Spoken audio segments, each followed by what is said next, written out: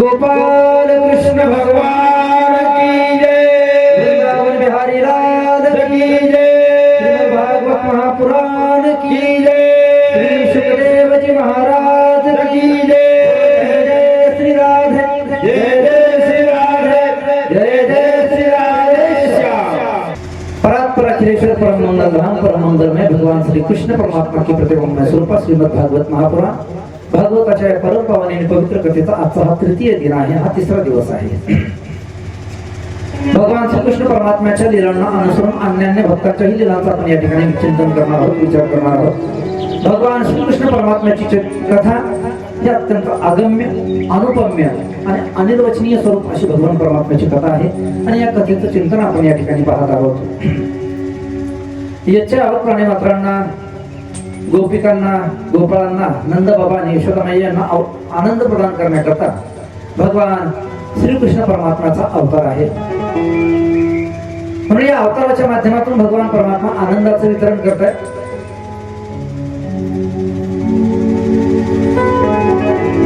भगवंताच्या या चरित्राच्या माध्यमातून आपणही आपल्या जीवनामध्ये मांगल्य, पावित्र्य आणि आनंदाची प्रतिष्ठापना करायची आहे। कालपर्यंत आपण कथा पाहिली, भागवताचं जे महात्म्य आहे, भागवत ग्रंथ हा का श्रवण करावा त्याची फलश्रुती आपण काल पाहिली। भागवत ग्रंथाच्या माध्यमातून आपण केवळ आपल्याच जीवनाचा नाही तर आपल्या पूर्वजांचाही उद्धार करून घेणार आहोत आणि म्हणून पूर्वजांचाही उद्धार करण्याच्या बाबतीमध्ये समर्थ असणारी भागवत कथा आहे। पाप्यातला पापी असणारा जीव, त्या पापी जीवाची सुद्धा मुक्तता या भागवत कथेच्या माध्यमातून होते। त्यांनाही कशा प्रकारे सद्गती प्राप्त होते याचं चिंतन आपण कालच्या सत्रामध्ये पाहिलेलं आहे। धुंदुकारी सारखा महापापी, परंतु तो महापापी भागवताच्या कथेने उद्धरून गेला महाराज। धुंदुकाराने त्याच्या जीवनामध्ये जेवढं पाप केलेलं आहे तेवढं आपण आपल्या अख्ख्या आयुष्यामध्ये करू शकत नाही, परंतु धुंदुकारी सारखा एखादा महापापी जर त्याचा भागवताच्या कथेने उद्धार होतो तर तुमचा आमचा तर सहज लीलया ही भागवत कथा उद्धार करणार आहे। संत महात्मे वर्णन करतायत, भागवत कथेच्या माध्यमातून आपणच नाही आपले पूर्वज उद्धारतात। कथा भागीरथी स्नान जे करीती आणि त्याचे उद्धरती पूर्वज ते, त्याच्या पूर्वजांचा उद्धार भागवत कथेच्या माध्यमातून होतो आणि म्हणून या ठिकाणी सर्व ग्रामस्थ मंडळींच्या माध्यमातून, सप्ताहातील सर्व कार्यकर्ते कमिटीच्या माध्यमातून आयोजित करण्यात आलेला हा सोहळा समारोह परिसरातून या ठिकाणी उपस्थित असणारे सर्व विद्वज्जन, गुणीजन मंडळी आमचे ऑर्गनच्या माध्यमातून जे या ठिकाणी सेवा प्रदान करत आहेत ते आमचे परममित्र आदरणीय हरिभक्तीपरायण संतोष महाराज तामसेकर यांच्या ऑर्गनच्या सेवेच्या माध्यमातून उपस्थिती आहे। तबल्याच्या माध्यमातून मारुतराव महाराज पवनेकर यांची उपस्थिती या ठिकाणी आहे आणि आमच्या संस्थेवर आणि आमच्यावर ज्यांचं नितांत प्रेम आहे ते आदरणीय हरिभक्तीपरायण उत्तमरावजी ढोकणे बोर्डेकर ही यांची उपस्थिती या ठिकाणी प्राप्त आहे। सुंदर अशा प्रकारची साऊंड व्यवस्था, साऊंडवाल्यांनाही शतशः धन्यवाद। सुंदर अशा प्रकारचं हे आयोजन, नियोजन, भव्यता, दिव्यता या आयोजनाला प्राप्त झालेली प्रस्तुत असणारा श्रोतृवर्ग, माता मावल्या आणि पुरुष मंडळी सर्वांच्या एकत्रित योगदानातून या ठिकाणी संपन्न होत असणारा हा सोहळा, ज्यांच्या माध्यमातून सेवेचा योग मला माझ्या जीवनामध्ये या ठिकाणी प्राप्त झाला ते आदरणीय हरिभक्तीपरायण नारायणरावजी वानोडे असतील, त्यांचे सर्व सहकारी मंडळ असेल, सर्वच सप्ताहातील कार्यकर्ते मंडळी, भागवत कथा श्रवणाकरता आपण सर्वजण या ठिकाणी सम्मिलित आहोत, आपण सर्वजण या ठिकाणी एकत्रित आहोत। आपल्या जीवनामध्ये आपल्या सर्वांनाच प्राप्त असणारी ही सुवर्ण संधी आहे आणि या संधीचं आपण सगळेच जण सोनं करून घेत आहोत। भागवत कथेचं आयोजन केलं खरं, परंतु ऐकायला श्रोते जर नसतील तर ज्ञानेश्वर महाराज वर्णन करतायत, वक्ता तो वक्ताची नव्हे श्रोते विना। श्रोत्यांच्या शिवाय वक्त्याला किंमत नाही, म्हणून चार माणसं ऐकायला जर असतील तर सांगणाऱ्याला हुरूप येत असतो, सांगण्याला उत्साह वाटत असतो आणि म्हणून आपण ही गावाच्या मानाने बऱ्यापैकी संख्येमध्ये या ठिकाणी उपस्थित आहात।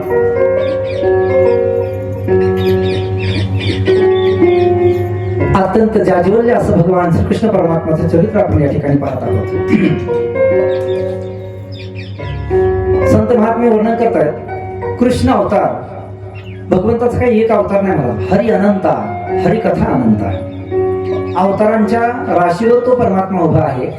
काकड्यामध्ये महाराज वर्णन करतात, अवतारांच्या राशी तो हा उभा विटेवरी आणि शंख चक्र गदा पद्म सहित करी, अवतारांच्या राशीवर उभा असणारा परमात्मा आहे। किंवा ज्ञानपरायणचा भोपाळीत प्रकरणातला अभंग आहे आणि पहिलाच अभंग आहे, योगिया दुर्लभ तोम्या देखिला साजनी पाहता पाहता मना नपुरे धनी देखिला देखिला माये देवांचा देव आणि भेटला संदेह निमारे तुझे पण. शेवटचं जे महत्वाचं आहे, अनंत रूपे अनंत वेशे देखिले म्या त्यासी बाप रखमा देवीवर खून बांधली कैसी. अनंत रूपानं नटलेला हा परमात्मा आहे. हे संपूर्ण जगत म्हणजे भगवान परमात्म्याचं रूप आहे. महाराज अख्ख्या जगाच्या रूपाने तो परमात्माच नटलेला आहे. एकलेन कंठवेची म्हणून या येणी केली निर्माण 14ही भुवनी गगन चंद्र सूर्य मेघ तारांगणे पाचही महाभूते भौतिके भिन्ने भिन्ने हो. पंचमहाभूतांचा कर्ता परमात्मा आहे. तुमच्या आमच्यासारख्या सगळ्या जड जीवांना तयार करणारा तो परमात्मा आहे. निर्माण करणारा भगवंत आहे. भगवंताने देह दिला म्हणून आपण या ठिकाणी उपस्थित आहोत. भगवंताने असीम अनुकंपा केली, असीम कृपा केली म्हणून आपण सगळेजण या ठिकाणी सम्मिलित आहोत. आयुष्य दिलं, देह दिला आणि देहाला साजेशी अशा प्रकारची इंद्रिय दिलेली आहेत. त्या इंद्रियांच्या माध्यमातून आपण भगवान परमात्म्याला प्राप्त करून घेऊ शकतो. त्याच्यामध्ये काय काय दिलेले आहे महाराजांनी वर्णन केलं. दिली इंद्रिय हात पाय कान डोळे मुख बोलाय वचन जेणे तू जोडीशी नारायण नासे जीवपण भवरो. हातासारखे अवयव दिले, पायांसारखे अवयव दिले, तोंड दिलं महाराज. तोंड दिलं तर ते कशा करता दिलेलं आहे? अनेकांची टिंगल टवाळी करण्याकरता, चेष्टा मस्करी करण्याकरता भगवंताने देह जो दिला तो भजनाकरता दिलेला आहे. तोंड जे दिलं ते भगवंताने नामस्मरण करण्याकरता दिलेलं आहे. आपल्या नित्याचे व्यवहार पाहत असताना भगवंताचं नामस्मरण आपल्याकडून घडावं याच्याकरता भगवंताने तोंड दिलं. नुसतं तोंड नाही तर त्या तोंडामध्ये वाचा दिलेली आहे की त्या वाचेच्या माध्यमातून आपण भगवान परमात्म्याचं चिंतन करू शकू. तुकोबराय आपल्या वाचेला विनंती करतात, स्वतःच्या वाचेला विनंती करतात.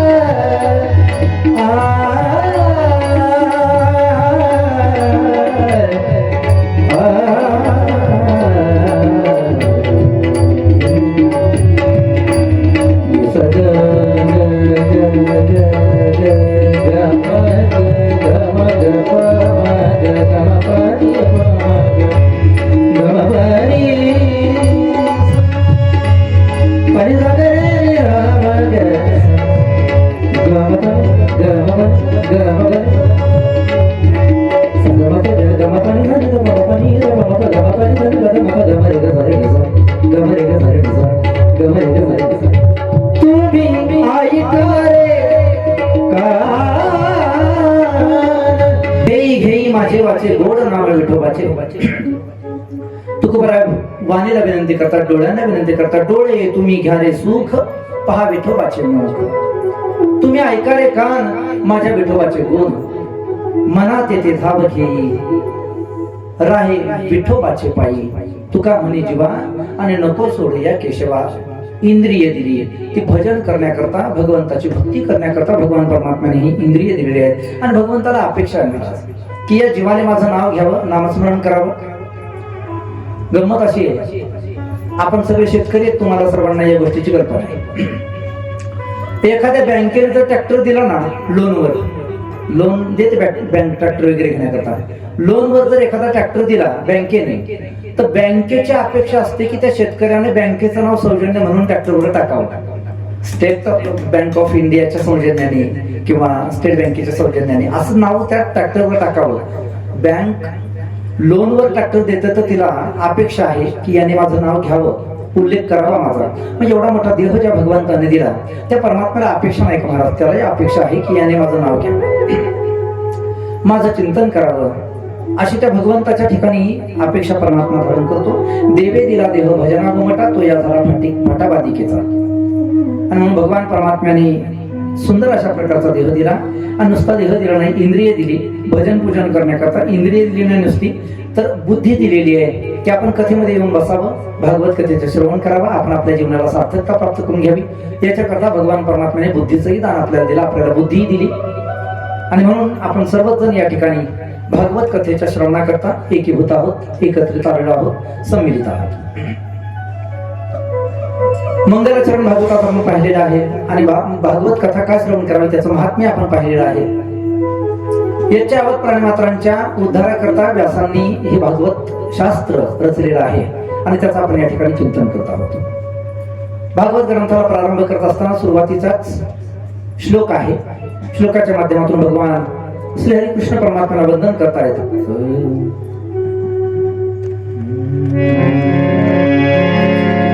सच्चिदानंद रूपाय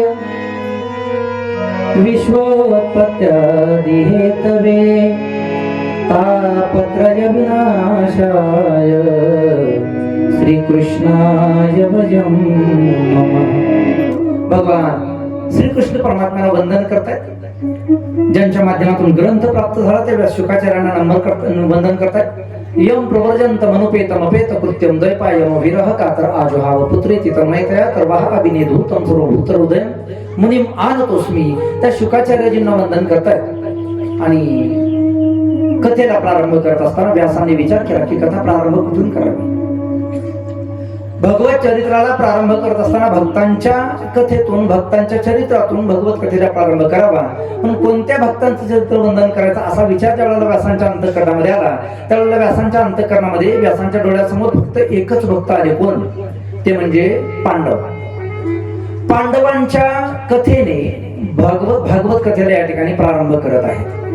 कारण आपण हरिपाठामध्ये नेहमी ऐकतो, ज्ञानदेव म्हणे व्यासाची या पुन्हा आणि द्वारकेचा राणा पांडवा घरी.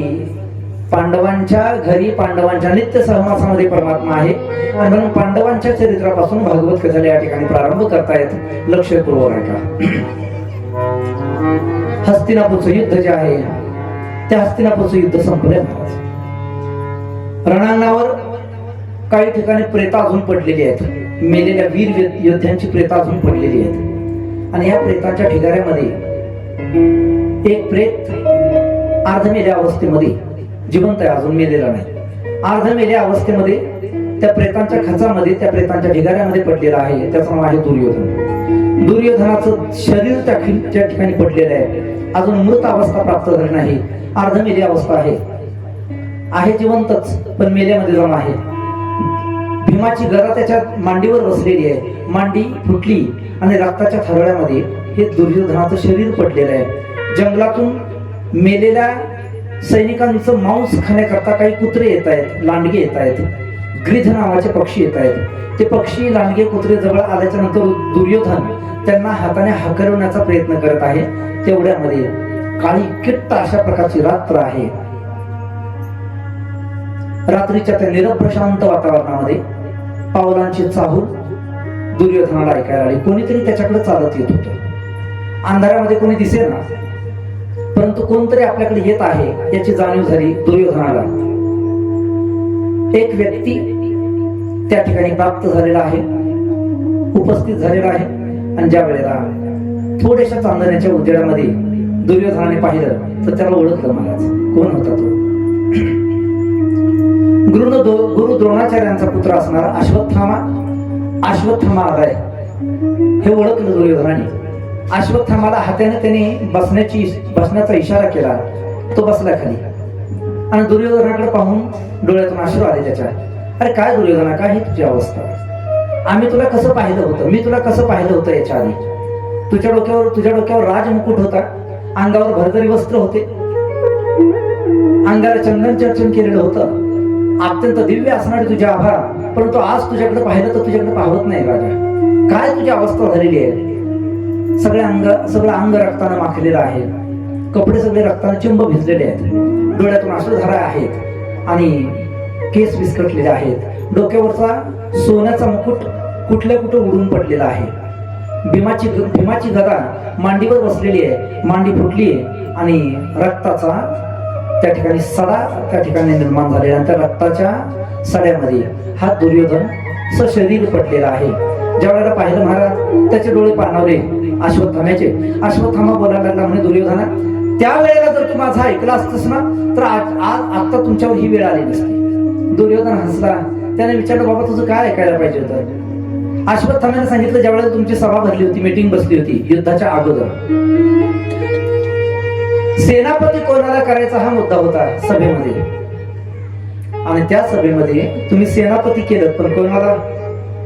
जखड वृद्ध असणारे पितामह भीष्माचार्य, त्या भीष्माचार्यांना तुम्ही सेनापती पद दिलं म्हणे. अरे मी होतो ना तुमच्या समोर तरुण तडफदार नेता, माझ्याकडे तुम्ही त्यावेळेला लक्ष दिलं नाहीत. जर त्यावेळेला तुम्ही मला सेनापती बनवलं असतं ना तर आज कौरवांची सेना जिंकली असती, मी तुम्हाला जिंकून दिलं असतं. पण तुम्ही भीष्माचार्यांना सेनापती केलं. पुन्हा एकदा दुर्योधन हसला. खाली पडलेलं जे रक्त आहे त्या रक्तामध्ये त्याने आपला अंगठा बुडवला उजव्या हाताचा,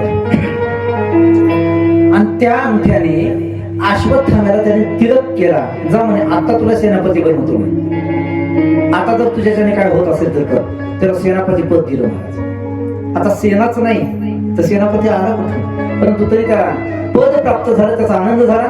आणि हा अश्वत्थामा निघाला महाराज. तडपती तलवार हातामध्ये घेतलेली आहे आणि पांडवांच्या शिबिकेकडं पांडवांना मारण्याकरता हा निघालेला आहे. निघालाय पांडवांना मारण्याकरता खरा, पण पांडव ज्या को राखे साईया मार सके न कोय, बाल न बाका कर सके जो जग बेरी होय. देव राखे तया मारील कोण, न मोडे काटा हिंडता वन. ज्याचा कैवाड भगवान श्रीकृष्ण परमात्म्याने केलेला आहे त्यांना कोण मारू शकणार आहे? आज भगवंताने लीला केली. सगळ्या पांडवांना परमात्मा म्हणतात की हे पण आपल्याला आता फिरायला जायचंय म्हणे. युधिष्ठिर म्हणायला लागले, म्हणे देवा, अरे हे काय फिरायला जाण्याची वेळ आहे का? दिवसभर आम्ही युद्ध केलेलं आहे, युद्ध करून आम्ही थकलेले आहेत, आणि हे काय फिरायला जाण्याची वगैरे वेळ आहे का? भगवंताने सांगितलं, मी सांगतो तसं कर, चला माझ्यासोबत. आणि सगळे पांडव निघाले. बघा, लक्ष देऊ नका. पांडव गेलेत भगवंताच्या सोबत फिरण्याकरता, परंतु शिबिकेमध्ये पांडवांची 5 मुलं झोपलेली आहेत, जी हुबेहूब पांडवांसारखी दिसत आहेत. ती पांडवांची 5 मुलं शिबिकेमध्ये झोपलेली आहेत. हा अश्वत्थामा तलवार हातामध्ये घेऊन आला आणि त्या 5 मुलांच्याकडे त्यानं पाहिलं. त्याला वाटलं पांडवच आहेत, म्हणून 5ही मुलांची मस्तक त्यांनी तलवारीनं धडाच्या वेगळी केलेली आहेत. 5 मस्तक 5 पोरांची उडवली. ती 5ही मस्तक हातामध्ये घेतलेली आहेत आणि दुर्योधनाकडे तो निघाला महाराज. झप झप झप झप पावलं टाकत दुर्योधनापर्यंत आलेला आहे. दुर्योधनाच्या समोर त्याने ती 5 मस्तके टाकली आणि बोलायला लागला, म्हणजे दुर्योधना पहा, त्यावेळेला जर मला सेनापती केलं असतं तर त्याच वेळेला पांडव संपले असते. आज मी 5 पांडवांची मस्तक तुला भेट म्हणून देण्याकरता आणलेली. ही 5 पांडवांची मस्तक. ती 5 पांडवांची मस्तक पाहिली आणि दुर्योधन रडायला लागला महाराज. का? कारण ते ओळखले हे पांडव नाहीत, हे पांडवांच्या पोरांची मस्तक आहेत, पांडवांच्या मुलांची मस्तक आहेत. त्याने सांगितलं, म्हणजे बाकीच्यांचं जाऊ दे, भीमाचं मस्तक दाखव मला अगोदर. भीमाचं म्हणून भीमाच्या पोराचं मस्तक ज्या वेळेला दिलं गेलं, डाव्या हाताने महाराज मरत असलेल्या दुर्योधनाने डाव्या हाताने भीमाचं मस्तक दाबलं तर त्याचा चुराडा झाला, रक्ताच्या चिळकांड्या उडल्या आणि ओक्साबोक्षी दुर्योधन रडायला लागला. डसा डसा तो रडत आहे. अरे मूर्ख माणसा, हे काय केलंस मी? हे पांडव नाही, ती पांडवांची मुलं आहेत. भीमाचं म्हणून ज्याचं मस्तक तू मला दिलेस ना, हे भीमाचं मस्तक नाही, हे भीमाच्या पोराचं मस्तक आहे. कारण भीम ज्या वेळेला भीमाचं आणि माझं युद्ध चाललं होतं ना, त्यावेळेला भीमाच्या डोक्यावर माझी गदा मारल्याच्या नंतर एखाद्या आयरणीवर घन मारल्यानंतर तो जसा उसळावा ना, तशी माझी गदा भीमाच्या डोक्यातून उसळत होती. म्हणजे एवढं कठीण असणार भीमाचं मस्तक मी डाव्या हाताने दाबलं तर त्याचा चुरा झाला. हा भीम नाही, हे भीमाच्या पोराचं मस्तक आहे. त्याला अत्यंत दुःख झालं महाराज. अंतःकरण ज्या वेळेला निर्वैर होतं ना, अंतःकरणाला निर्वैरता प्राप्त झाली की मग सगळे संबंध आपोआप सरळ होतात. जोपर्यंत महाराज संबंध कधी बिघडतात?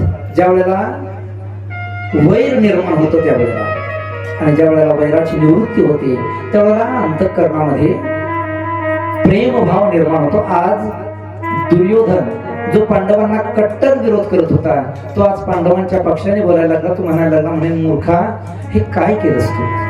आमचा वंश हा तू निर्वंश करण्यासारखं केलेला आहेस. हे पांडव नाहीत, हे पांडवांची मुलं आहेत. आणि त्या दुःखाती वेगाने महाराज दुर्योधन हा मृत पावलेला आहे. दुर्योधनाचा देह त्या ठिकाणी देहपात झालेला आहे. आणि दुर्योधनाच्या माध्यमातून महाभारताचं एक पर्व संपलेलं आहे.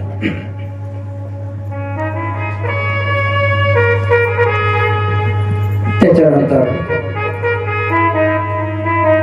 5 मुलांच्या हत्येची बातमी ज्या वेळेला पांडवांच्या शिबिकेमध्ये पसरली ना, सगळीकडे हाहाकार झालेला आहे. सगळे पांडव, सर्व पांडवांचं सैन्य हे एका ठिकाणी प्राप्त झालेलं आहे. द्रौपदी त्या ठिकाणी आहे. द्रौपदीची 5 मुलं मारली गेलेली आहेत. ती द्रौपदी तिथं आहे. तिने आपले केस सोडलेले आहेत आणि विलक्षण अशा प्रकारचा विलाप ती करत आहे. तिचा शोक पाहिल्याच्या नंतर प्रत्येकाच्या डोळ्यामध्ये पाणी आहे. 5 मुलांची प्रेत समोर पडलेली आहेत. बरं, प्रेतही अशी आहे की कोणतं प्रेत कोणत्या मुलाचे हे ओळखता येत नाही का? कारण 5ही मुलांची मस्तक त्यांच्या तळावर नाही. ते ओळखणार कसं हे कोण आहे ते? त्या 5 मुलांची प्रेत द्रौपदीने पाहिला, अत्यंत विलाप करत आहे. अत्यंत दारुण अशा प्रकारचा तिचा विलाप आहे. भगवान श्रीकृष्ण परमात्मा पांडवांना घेऊन तिथे आलेले, त्यांनी पाहिलं. अत्यंत भयंकर असं ते दृश्य आहे. रक्ताच्या थारोळ्यामध्ये ती 5 प्रेत पडलेली आहेत. हे आपली मुलं आहेत. अर्जुनाने, भीमाने, नकुल, सहदेवाने आणि युधिष्ठिरजीने ज्यावेळेला ते पाहिलं, त्यांच्या दुःखाला, त्यांच्या शोकाला कोणत्याही प्रकारचा पारावार नाही. भगवान परमात्मा आहेत, अखिल कोटी ब्रह्मांड नायक परमात्मा. परंतु भगवंताच्या डोळ्यामधून आज आसरू यायला सुरुवात झाली. 5 लहान लहान पोरांची प्रेत त्या ठिकाणी पडलेली आहेत. अर्जुन होता तिथं. अर्जुनाने लगेच प्रण केलेला आहे. द्रौपदीकडे पाहून अर्जुन बोलत आहे, द्रौपदी, ज्याने कोणी मूर्खाने, ज्या नराधमाने हे दृष्ट कर्म केलेलं आहे मुलांना मारण्याचं, त्याला मी संध्याकाळपर्यंत पकडेन म्हणे आणि पकडून तुझ्या समोर हजर करेन. आणि जर असं नाही केलं मी तर मी अग्निकाष्ठ भक्षण करेन. भगवंताला घेऊन अर्जुन निघालेला आहे. भरधाव वेगाने अर्जुनाचा रथ चाललेला आहे. कुठून तरी त्यांना कळालं अश्वत्थाम्याने हे केलेलं आहे. म्हणून अश्वत्थाम्याचा पाठलाग करत अश्वत्थाम्याला शोधत शोधत हा रथ चाललेला आहे. अश्वत्थाम्याला बातमी लागली. अश्वत्थामा जीवाच्या आकांताने रथामधून धावत आहे आणि भगवंताचा रथ अश्वत्थाम्याच्या पाठीमागे लागलेला आहे. मजल दर मजल करत अश्वत्थाम्यापर्यंत पोहोचलेले. अश्वत्थाम्याला पकडलं आणि पकडल्याबरोबर एखादी शिकार जशी पकडावी ना, तसा अश्वत्थाम्याला पकडलेला आहे. त्याच्या गळ्यामध्ये दोरी बांधली गेली आणि त्या दोरीचं टोक रथाला बांधलं गेलं. ओढत फरफटत त्याला हस्तिनापूरमध्ये आणण्यात आलं. पाहिलं त्याचं अंग सगळं रक्तानं माखलेलं आहे. द्रौपदीच्या समोर अश्वत्थाम्याला उभं केलं आणि द्रौपदीला विचारतात, द्रौपदी सांग, याचं काय करू? याला कसा मृत्यू द्यायचा? तू सांगायचा आणि आम्ही करणार नाही. द्रौपदीने पाहिलं महाराज. अश्वत्थाम्याकडे पाहिलं, तिने ओळखला हा अश्वत्थामा आहे. हा गुरु द्रोणाचार्यांचा पुत्र आहे. तर द्रौपदीच्या मुखातले उद्गार आहेत भागवतामध्ये. द्रौपदी सांगते, मुच्यताम मुच्यताम एष ब्राह्मणो नितराम गुरु मारोदितस्य जननी गौतमी प्रतिदेवता मुच्यताम मुच्यताम एष. याला सोडा सोडा म्हणे, मारू नका याला. का मारू नका? द्रौपदी, तुझ्या 5 मुलांना मारणारा हत्यारा हा आहे आणि याला सोडा म्हणतेस? द्रौपदीने सांगितलं, नाही, सोडा याला. का सोडा? त्याचं कारण सांगते. कारण हा गौतमीचा पुत्र आहे. गुरु द्रोणाचार्य, त्या गुरु द्रोणाचार्यांचा हा पुत्र आहे. आणि गुरूंचा पुत्र म्हणजे आपल्या सर्वांच्या करता गुरुस्थानी आहे. हा गुरुस्थानी आहे, म्हणून याला मारू नका. आणि दुसरी गोष्ट, मारवदितस्य जननी गौतमी पतिदेवता, याची आई अत्यंत पतिव्रता आहे. द्रोणाचार्य मुनी युद्धामध्ये मारले गेल्याच्या नंतर आता याच्या आईला दुसरा कोणता आधार नाही, हा एकटा आधार आहे. आणि म्हणून याला मारू नका. मुच्यतामिषयी, याला सोडा, याला सोडा. अर्जुनाने विचार केला, आता काय करू? कारण मी काल प्रतिज्ञा केलेली आहे की या जो कोणी माझ्या मुलांचा हत्यारा असेल त्याला मी पकडेन, त्याला मारेन. आणि नाही केलं असं तर मी अग्निकाष्ठ भक्षण करेन. मग याला मारलं पाहिजे. कसं मारावं? द्रौपदी तर नको म्हणते आणि याला मारण्याची तर मी प्रतिज्ञा केलेली आहे. भगवंताकडे अर्जुनाने पाहिलं. अर्जुनाला भगवंत परमात्मा खुणावून सांगतात की अर्जुना, काय काळजी करू नको. प्रत्येक वर्णाला मारण्याकरता वेगवेगळ्या प्रकारचा विधी सांगितलेला आहे.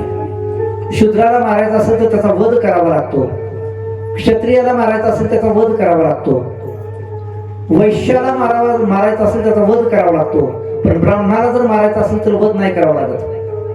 ब्राह्मणाचा अपमान जरी झाला तरी त्याचा वध झाल्यामध्ये जमा आहे. ब्राह्मणाचा अपमान जरी, म्हणून ब्राह्मणाचा कधी अपमान करू नये महाराज, ब्रह्महत्या घडत असते.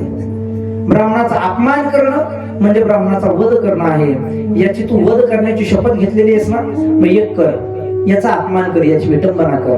अर्जुनाने बाण घेतला महाराज आणि धारधार असणाऱ्या त्या बाणाच्या टोकाने, लक्ष देऊन ऐका, बाणाच्या टोकाने अश्वत्थाम्याच्या मस्तकावर जन्मजात असणारा एक दिव्य मणी होता. तो दिव्य मणी बाणाच्या टोकाने त्याने काढून घेतला. भळाभळा रक्त व्हायला लागले त्या मण्यातून आणि सगळ्या अंगावर त्याचे रक्त उघडायला लागलेलं आहे. त्याच्या तोंडाला कालिक फासली गेली आणि अश्वत्थाम्याला सोडून देण्यात आलं. आजही अश्वत्थामा त्याच अवस्थेमध्ये भटकत आहे, कारण अश्वत्थामा चिरंजीवी महाराज. अश्वत्थामा बधिर्व्यासो हनुमांश्च विभीषणः कृप परशुरामश्च सप्तैते चिरजीविनः. अश्वत्थाम्याची विटंबना केली, त्याचा अपमान केला, त्याला सोडून देण्यात आलं. पण अपमान झाल्यानंतर ब्राह्मण पुत्र आहे, अपमान झाला, अपमान सहन कसा होईल महाराज? मानव दुसरं सगळं सहन करेल, पण अकीर्तींच्या अभिभूतानी, अकीर्ती, अपमान हा फार मोठा घाव घालणारी वस्तू आहे.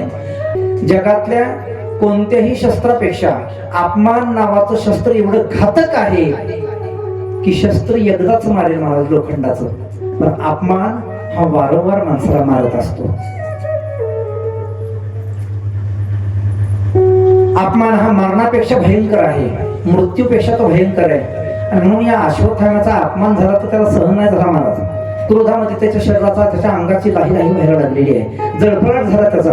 आणि तो विचार करतो, आता काय करताय मला, मी या पांडवांचं कुळ आता संपवून टाकेन. पांडवांच्या कुळाला संपवण्याकरता त्याने ब्रह्मास्त्राचं नियोजन केलेलं आहे आणि ब्रह्मास्त्र सोडलं महाराज. पांडवांचा शेवटचा वंश जो अभिमन्यूची पत्नी असणारी उत्तरा, त्या उत्तरेच्या गर्भामध्ये वाढत आहे. अश्वत्थाम्याने ते शस्त्र सोडलं तर ते उत्तरेच्या गर्भावर सोडलेलं आहे. गर्भामध्ये त्या शस्त्राने प्रवेश केला आणि प्रवेश केल्याबरोबर शस्त्र गर्भामधल्या त्या शिशूला, त्या बालकाला ते जाळू लागलं. त्यावेळेला त्या उत्तरेला ज्या वेदना होऊ लागल्या ना, त्या वेदना पाहिल्याच्या नंतर उत्तरेनं भगवान श्री हरी कृष्ण परमात्म्याचा धावा केलेला आहे. कृष्णा धावरे लवकरी हरी, धावरे लवकरी, संकट पडले भारी, हरी संकट पडले भारी, संकट पडले भारी, बाणा संकट पडले भारी, बाणा संकट पडले भारी, बाणा संकट पडले भारी. कृष्ण धावरे लवकरी, संकट पडले भारी. उत्तरेने भगवंताचा धावा केला, भगवान परमात्मा प्राप्त झाले आणि भगवंत आल्याच्या नंतर परमात्म्याने या उत्तरेच्या गर्भाशयामध्ये प्रवेश केला. जे ब्रह्मास्त्र सोडलेले आपल्या हातातल्या गदेने भगवान परमात्म्याने त्या ब्रह्मास्त्राचा नाश केला आणि उत्तरेचं रक्षण केलं. भगवंत बाहेर आलेले आहेत. हस्तिनापूरचं युद्ध संपलं. राजगादी ही पांडवांच्या ताब्यामध्ये आलेली आहे. कौरवांचा नायनाट झाला, कौरवांचा नाश झालेला आहे. आणि भगवंत कुंती मातेच्या समोर आले. कुंती मातेला भगवान परमात्मा विनंती करतात की मैया बस, आता मला गेलं पाहिजे, द्वारकेतले लोक माझी वाट पाहतात, मला द्वारकेमध्ये गेलं पाहिजे. कुंती मातेने सांगितलं म्हणे देवा, आजपर्यंत तुला आम्ही काही मागून घेतलं नाही, पण आज माझी इच्छा आहे, तुम्ही चाललात ना तर मला काहीतरी द्या म्हणे देवा. या मृत्यू लोकांमध्ये जेवढं काही दुःख असेल तेवढं सगळं दुःख माझ्या एकटीच्या पदरामध्ये टाका म्हणे देवा. दुःख कोणी मागतं का महाराज देवा? देवाकडे गेल्यानंतर कोणी दुःख मागत नाही, सगळेजण सुख मागतात. पण कुंती माता मात्र भगवंताला दुःख मागते. हे परमात्मा मला दुःख द्या. भगवंताच्या डोळ्यामधून अश्रू आले. मैया तुमचं पोट भरलं नाही का म्हणे दुःख भोगून भोगून? आजपर्यंत जीवनामध्ये जे काही भोगले ते सगळं दुःखच आहे. जन्म झाल्यापासून आतापर्यंत तुमच्या जीवनामध्ये तुम्ही दुःख भोगलेले आहेत आणि एवढं दुःख भोगूनही तुम्ही मला दुःखच मागता. त्यावेळेला कुंती मातेने विश्लेषण केलं, परमात्मा मी दुःख मागते याला कारण आहे. याचं कारण एक आहे. काय? कारण जोपर्यंत आमच्यावर दुःख होतं तोपर्यंत परमात्मा तुम्ही आमच्या सोबत होतात आणि आता हस्तिनापूरची राजगादी आली, आमच्या जीवनामध्ये सौख्य आलं, आता तुम्ही आम्हाला सोडून चाललात. मग तुम्ही ज्या सुखाच्या माध्यमातून तुम्ही आम्हाला सोडून जात असाल ते सुख आमच्या काय कामाचं आहे? त्याच्यापेक्षा दुःखच बरं. त्या दुःखाच्या मुळे निदान तुम्ही तरी आमच्या सोबत राहता, म्हणून ते दुःख आम्हाला द्या. कुंती मातेच्या मागण्यामध्ये अंतर्भाव जो आहे तो सुखाचा आहे. मांगा है मैंने शाम से वरदान कहीं.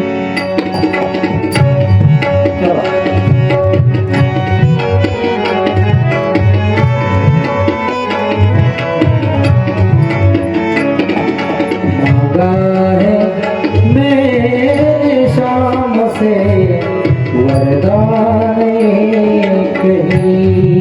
क्या मांगा है मैंने शाम से वरदान कहीं.